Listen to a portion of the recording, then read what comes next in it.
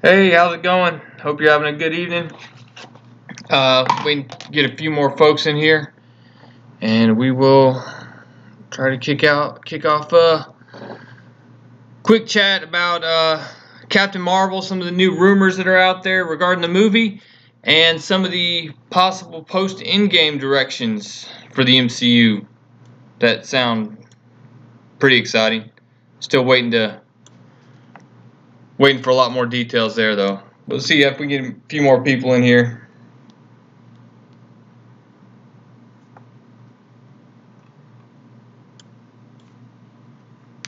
Can you hear me all right?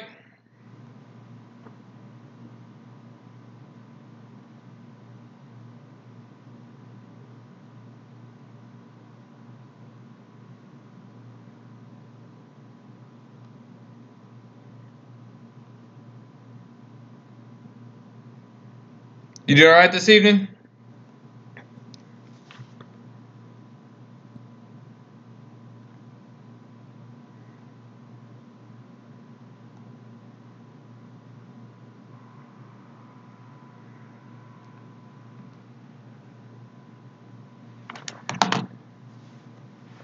Well, I'm just gonna go ahead and start, and as people come in, I'll welcome them, and we'll see where we go from there.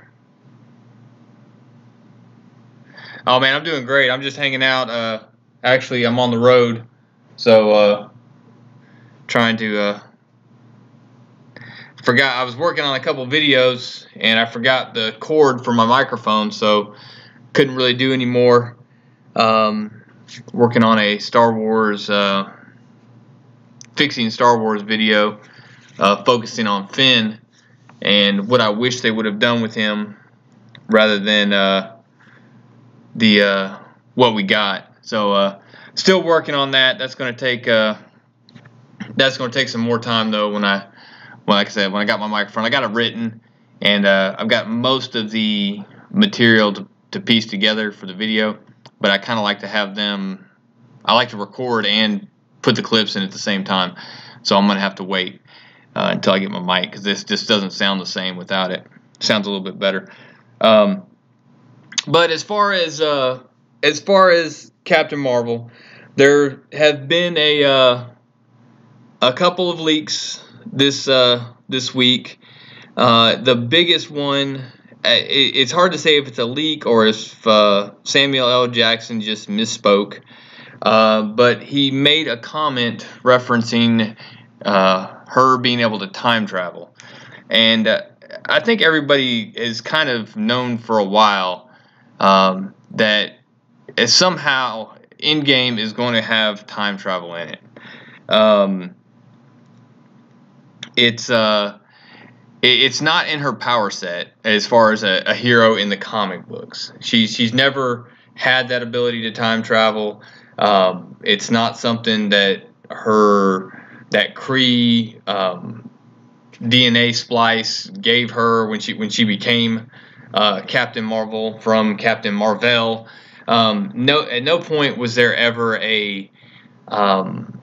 was she able to time travel for absolutely no reason under her own ability. So the idea that she's going to come back and be the one that starts the time travel piece for for the Avengers, I think is kind of ridiculous. I don't think it's not practical. They already eliminated a ton of the later heroes, the Black Panthers, Spider-Man, the heroes that have future movies coming up and have the longer term contracts. They've already eliminated these guys from the MCU because they wanted this movie to focus on the core of the Avengers, the original Avengers in the first Avengers one in the Battle of New York, where they're standing back to back and they have the big scene. Those are the guys they want this movie to center around, I believe. So I think what you're going to see is, yes, Captain Marvel may make an appearance in this movie, but I think it's going to be setting up some stuff down the road. And I think absolutely with Scott Lang the quantum realm. I think that's absolutely going to play a piece in this. When he pulls up at the front door of the Avengers headquarters, he's not expecting to see Captain America there. I'm assuming he pops straight out of the quantum realm and he goes to Avengers headquarters as fast as he can. He's been there before. That's where he fought Falcon in the first Ant-Man movie. So he's been to that location before. He goes straight there. He's expecting to see Tony Stark. That's why he's kind of got that snarky attitude when he's saying, "I know you know me, the guy who got big at the airport." So I think that has I think that is definitely going to have something to do with the quantum realm tying into the and they've also allegedly had a Lego leak of the quantum realm suits, but I haven't seen that on an official like Lego box yet. It's been like the picture of a figurine, and there are people out there that do an excellent job with these minifigs of custom painting them and everything else. So until I see that on something more, I'm not quite buying it at this point. But yeah, he's got to be thinking it's Tony Stark there and not Captain America. When Captain America and Black Widow come out, he's gonna be as shocked as they are to see them there. And because at this point Scott Lang knows nothing, and he popped out of the quantum realm. I'm assuming he has that same escape mechanism that he's going to have that he had in the original Ant-Man. Because in the original Ant-Man, he went subatomic, he went into the quantum realm, and he escaped after he kind of got his mind unfried. He escaped just by using one of the I'm forgetting what they're called, basically the Get Big token. he just used one of those, popped it in his his belt thing. I forget, man. I'm having a brain fart here on terminology, but he used that. He got big, and that's how he got out of the quantum realm and defeated Yellow Jacket.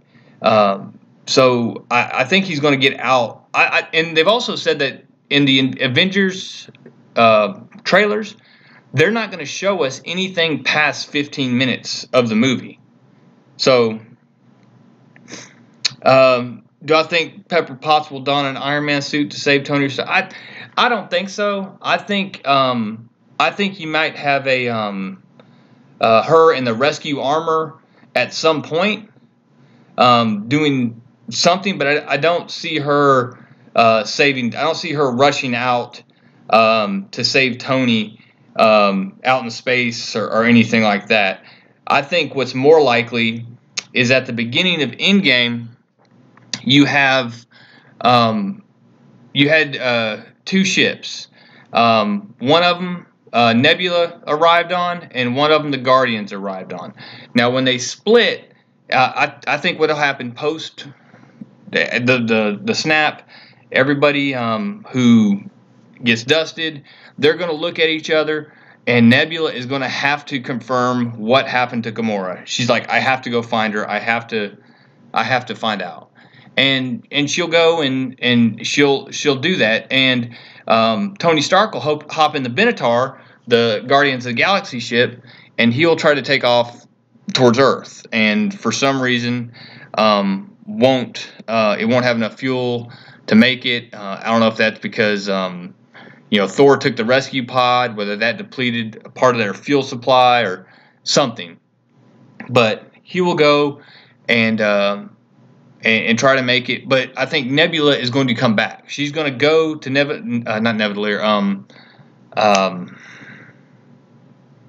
the planet where the Soul Stone was. She's going to go there, and Volmir, and she's going to see Gamora. She's going to have her moment, and then she's going to realize that the best way that she can get revenge is by going with the Avengers. So she's going to go back and try to find Tony. And that moment where she comes in the trailer and puts her hand on his shoulder, I don't think he's dead. I think he may be at the part where like oxygen is low and he's passed out, but I don't think he's dead. And they're not going to let Iron Man die in space in the first 15 minutes of EndGame. That's just something that's not going to happen. So on the EndGame, or I'm sorry, on the Captain Marvel piece, I don't think her being able to time travel. She may time travel with the other heroes. She may be part of that team that time travels, but I don't think she's going to be a centerpiece in defeating Thanos. You know, people have talked about her donning the gauntlet and being the one to make the snap.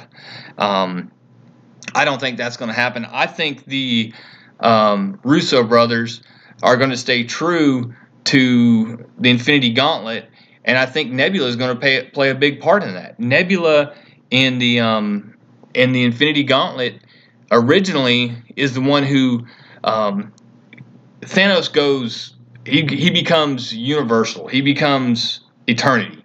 And in that, think of that moment in Guardians of the Galaxy 2 where you see Star-Lord's eyes turn into the embodiment of eternity. And in that moment, when he sees eternity, he takes it all in and he gasps. And that's kind of the moment that I can compare in Infinity Gauntlet when Thanos goes, he becomes Infinity. He sees everything. He becomes omniscient, and in that moment is when Nebula sees the gauntlet and sees that he has lost. He's not paying attention, and she makes a dive for it, grabs the gauntlet, and in that moment she instantly undoes everything with her own snap and sets the clock back 24 hours.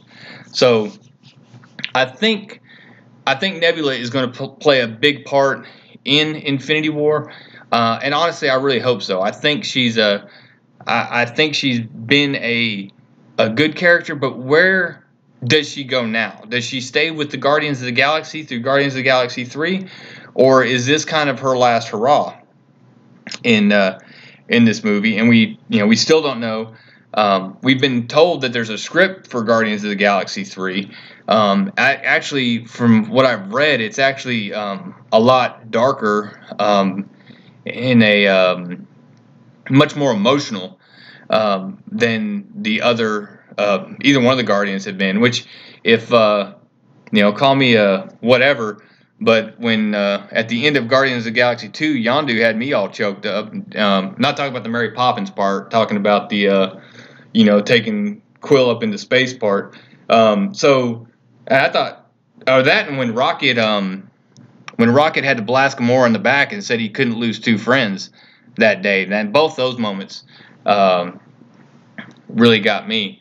But so looking forward in the MCU, we know we're going to get a third Guardians of the Galaxy eventually. We know we're getting a second Black Panther, and of course, not Homecoming, but Far From Home is right around the corner. We're 8 months away, or less than that, 6 months away from Homecoming. Gosh, I keep saying Far From Home. So we've got several things lined up, and they've announced the Eternals movie, which the Eternals movie can tie into a lot of stuff. But one of the post-EndGame MCU theory things I kind of want to discuss with you guys, and I'd love to hear y'all's feedback on this, is a lot of people have been saying that the stones are going to go different ways. Do you think we're going to see an Infinity Watch after this? Or do you think we're going to see similar to possibly what Marvel's kind of doing right now, which if you haven't been reading Infinity Wars, what happened is basically Adam Warlock gave each of the stones souls, and they became their own beings, or they could choose their own beings. So I started thinking which beings in the MCU could, or in Marvel moving forward, could they become? Now, one of the quick ones that everybody brings up is Galactus as the Power Stone, and and it makes sense. His desire for power, the consumer of worlds, and there was actually kind of a retcon recently that said the power cosmic was from the Power Stone, which is a huge retcon, because that means basically Galactus and the power he gives, such to like the Silver Surfer, the Cosmic Ghost Rider, and all these others, that power then comes from the Power Stone. So that's pretty significant. Another one that I thought of that would be very interesting and would open up a ton of storylines for Marvel going forward is Mephisto.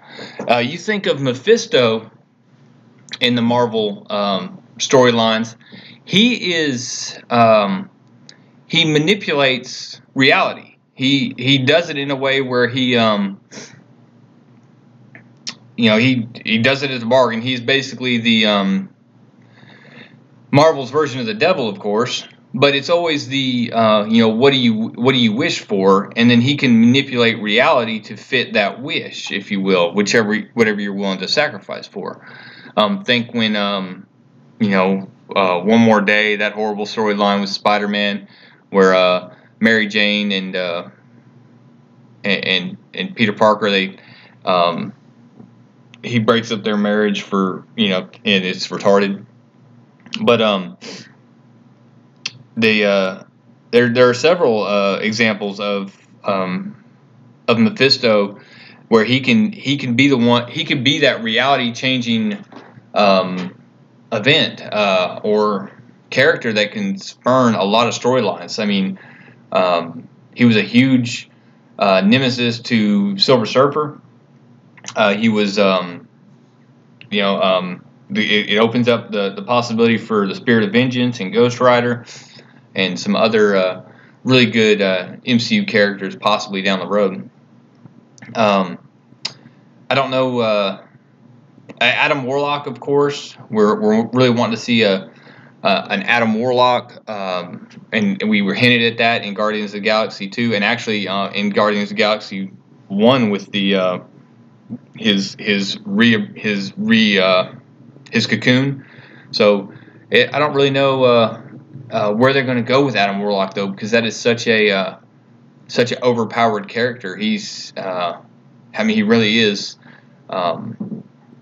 I don't know if he becomes the keeper of the Soul Stone or what. The Time Stone. Doctor Strange is a much more interesting character without the Time Stone, without the Eye of Agamotto. Because he's already kind of demonstrated what he can do, quite simply, with the Eye of Agamotto when he defeated Dormammu. And I got a video, one of my first videos I did, where I talked about,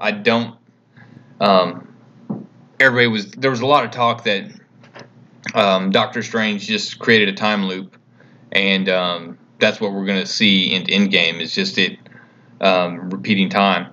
I don't think that's the case. I think that'd be kind of lazy from the Russo brothers. I don't think they'll recycle. Oh yeah, totally agree.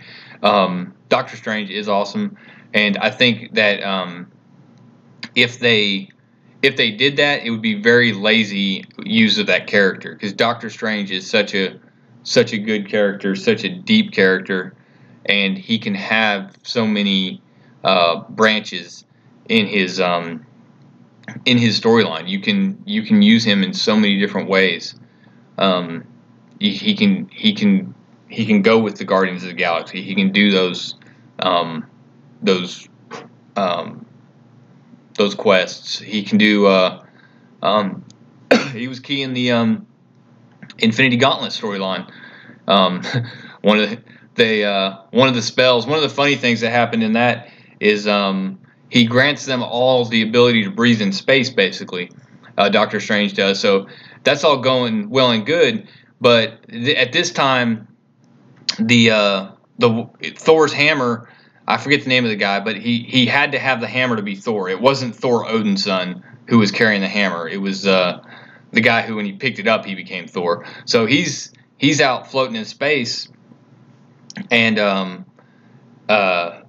Thanos tosses the or Mjolnir somewhere, and the guy can't get to it, so he ends up almost suffocating before he gets to it, because the spell didn't apply to both beings. So I don't know. I just thought that was pretty funny. But yeah, Doctor Strange, and they are doing a second Doctor Strange movie, which is, to me, a win. I'm glad they're doing a second Doctor Strange movie. I enjoyed the first one. Now, I'm not going to say it's one of my it may not be top. That's probably not top 10 for my favorite MCU movies, but it was a good, solid movie, and it set a lot of things in place, with the possibility of oh man, what's his name? I almost said, not Baron Stoker. Baron Zemo, not Zemo. Man, what's that guy's name?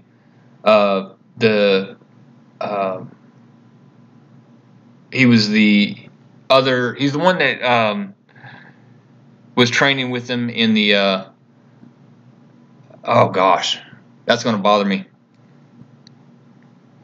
Anyways, the guy that was training with him, that's gonna go afterwards in the post-credit scenes and kill all the wizards because there's too many of them. So they set that up. They set the possibility that if he doesn't have the time stone, having to deal with Dormammu again. So there's no telling what's going to happen with that going forward. But I think there's a lot of good places the MCU can go post Endgame. I would like to see if they go Guardians of the Galaxy 3, I'd like to see Nova. Nova, Richard Rider, is one of my favorite cosmic characters, and he would fit in, I think, great as one of if they reformed the Guardians of the Galaxy, maybe build a different team moving into 4. If they do a Guardians of the Galaxy 4, or they just reshape that, I'd love to see Richard Rider Nova on it. Hey brother, thank you. Appreciate it. I'm not sure. I think the thumbnail may have been my old one. I tried to throw the EndGame one up there, but it didn't switch over. But yeah, it's been. I'm very lucky. I had a video take off. I did a video with a Wookiee mask on, watching the Darth Vader fan film by Star Wars Theory, which, if you haven't seen that, absolutely go and see it. It was amazing, and I'm pretty sure that's where I got most of my subs at, because it was awesome, and just trying to keep growing.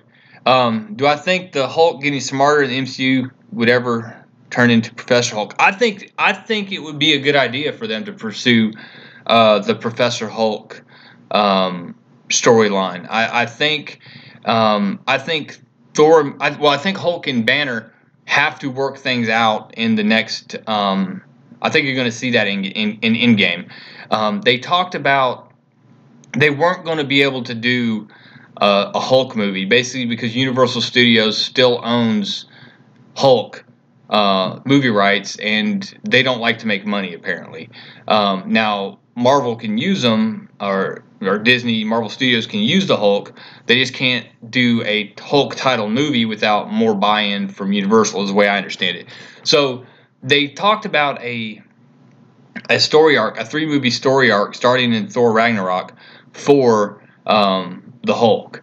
And in Ragnarok, we saw Hulk take over for 2 years, and now Bruce and him they're fighting back and forth, and they can't stand each other. I think you're going to see where Hulk and Banner are going to finally find that middle ground where they can cooperate, where they see the strength in each other. Hey, have a good one. Makita Gut, thank you for stopping in. But hope you enjoyed your lunch.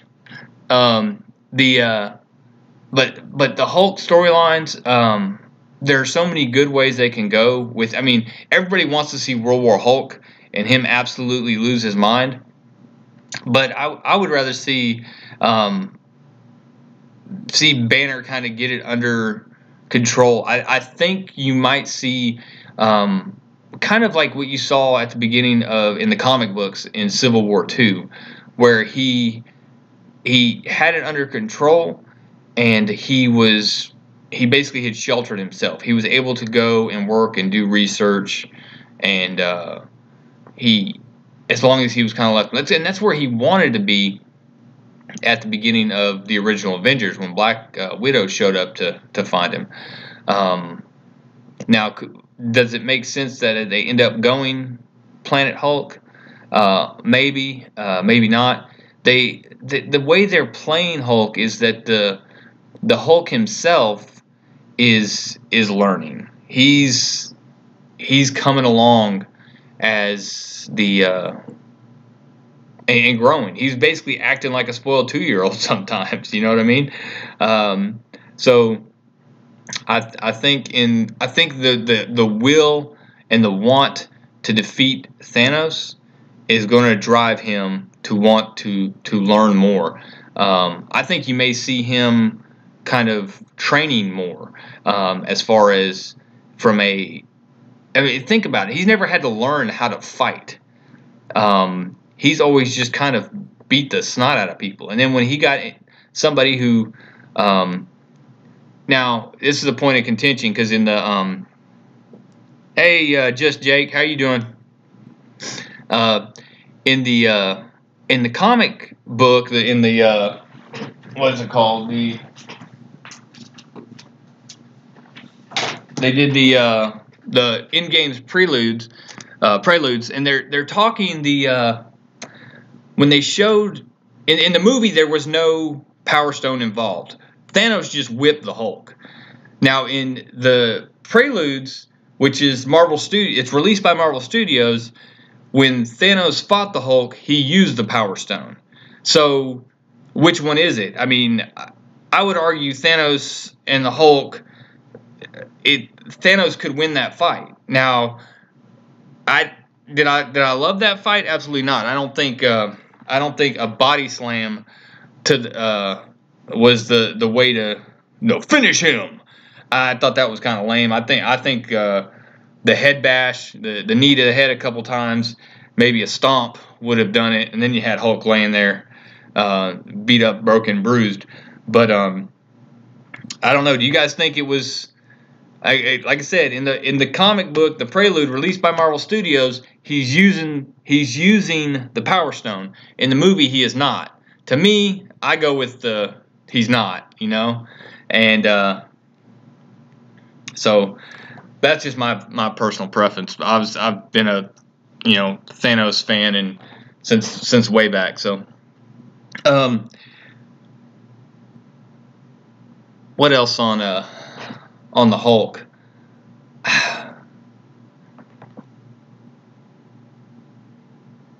What are your thoughts on Shuri? Where do you think she is? I hope she's okay because I really like her character. Maybe if you replace Tony in the MCU. I don't know what they're going to do with Shuri. I think they may have.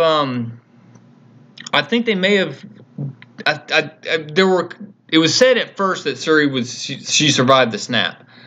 But I don't know. If you go back to focusing on the original 6, if you introduce Shuri right off the bat, I mean, when they brought Vision in, basically she immediately made Banner and Tony Stark kind of look silly because they're like, well, why? She's like, why did you do that?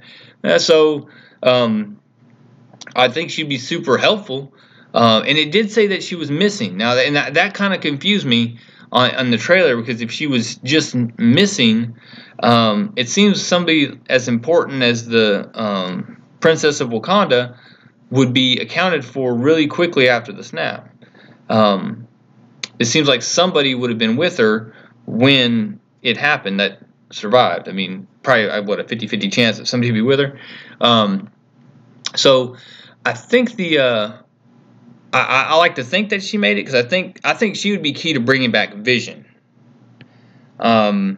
Because I think Vision is going to be back regardless. I think they can repair him. I think she did enough to repair him to where they'll bring him back. But you're going to see the colorless Vision from the comics that you've seen before, and he won't have the same personality. He'll be much more mechanical. And she could maybe be Ironheart in the future, replacing Tony in the MCU. I don't think they're going to bring. I don't think they're going to cross those characters. I don't think Marvel really wants to cross those characters. I think Shuri. There are several storylines of her stepping into leadership roles in Wakanda and different things. So I don't think that'll. I don't think they'll go that way. I do think they'll probably look to bring Ironheart in the future. I think they may do something on the. I don't know if they'll do that in the MCU though anytime soon. I think what they'll likely do with Tony is kind of put him on a back burner. I could even see them doing something where they take him out of the Iron Man suit and maybe do a Director of S.H.I.E.L.D. kind of thing. Have him in the background in a few movies, a few cameos kind of things. I don't think it's necessary to kill him off, because Tony Stark he's center to a lot of storylines, and if you kill him off, you lose a lot of that. But guys, I think I'm about to have to call it a day. I've got work tomorrow, unfortunately. But I really do appreciate y'all hanging out. And I'll try to do one of these tomorrow. I got one I'm probably going to attend, but I'll try to send out a notification a little bit before if I'm going to pop up and do it again. But I hope you guys all have a good evening. Thank y'all for chatting with me. I do enjoy it and do appreciate you for sticking around. And don't hesitate to share it and bring some more folks with you next time. And hope y'all have a good night. Appreciate it. Yeah, it was fun. I would probably go longer if I'd had another drink. I'm like coughing all over myself up here. I'm going to have to run down to the lobby and get a drink. Hey, night, just Jake. Hey, I had somebody ask about where I did my for those that don't know, Jake did my my intros for all my videos, and I was asked today by somebody who did my intro. So I told him it was you. I told him it cost me $20, but I could get it for him for 15. So I told him I told Deanna I was going to tell you I'd give you $10 to do it. So kidding, of course, but I did get asked about it. So I just want to let you know that I got some mad compliments on my intro.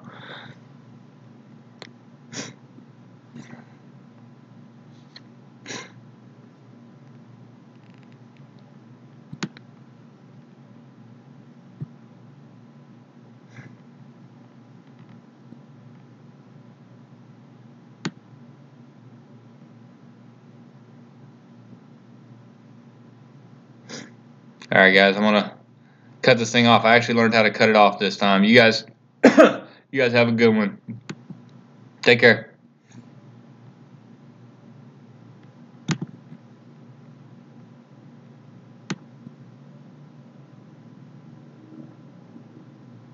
Hey, I'll fire this thing back up if y'all give me a minute to get some water.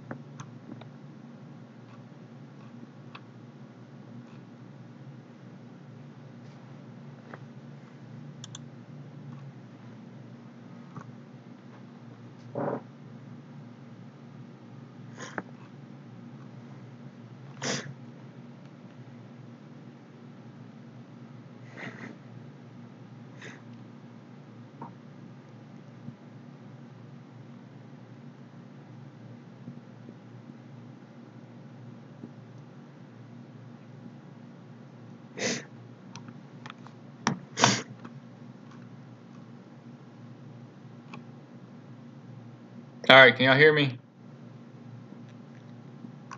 No, I don't think. No, I don't. I don't think so. I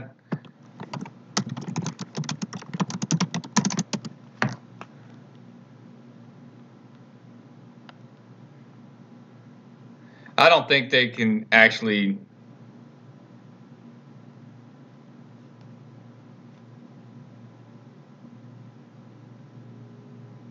Okay, cool. Sorry, I'm having minor technical difficulties. No, I don't. They can't be serious about it. Now they have talked about the horrible idea Samuel L. Jackson did that she can time travel, and I don't think that's right at all. There's no comic book continuity anywhere where Captain Marvel has the ability to just straight up time travel.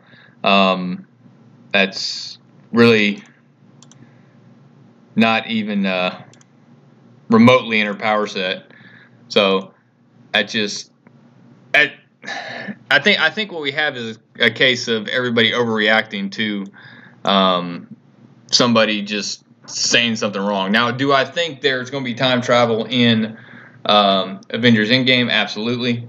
I think there almost has to be in order for them to fix this. And I've told a couple of people, I think this movie is going to be a mix of the Italian Job, the Italian Job, and Back to the Future.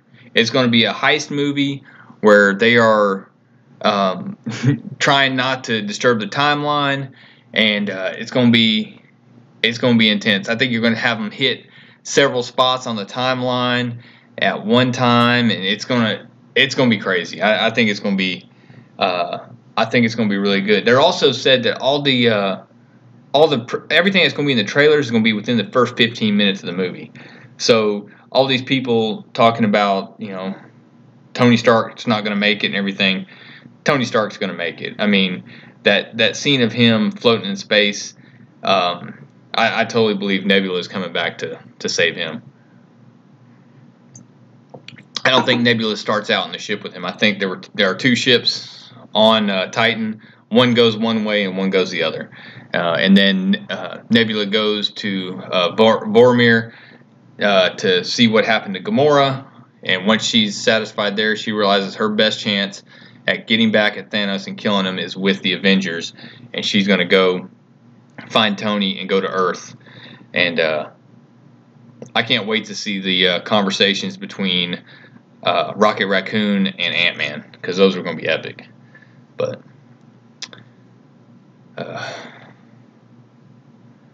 that's all I got, man. I gotta tap out. Unfortunately, I got work tomorrow. But I'll probably be trying to do these about once a weekend. Trying to do them more often, especially over some of this other stuff. I don't think a lot of people are really down on Captain Marvel, and what I think you're going to see is a decent movie. I think the real problem out there right now isn't Captain Marvel. I think the problem is Brie Larson. I think she's kind of just been disrespecting the fans and the genre, and that's kind of that gets old real quick. The comments about Captain Marvel could lift Thor's hammer and everything else, it's kind of silly. But guys, that's all. I'm gonna wrap it up. Thank you for listening and watching. Y'all have a good one. Real Comic Stacks out.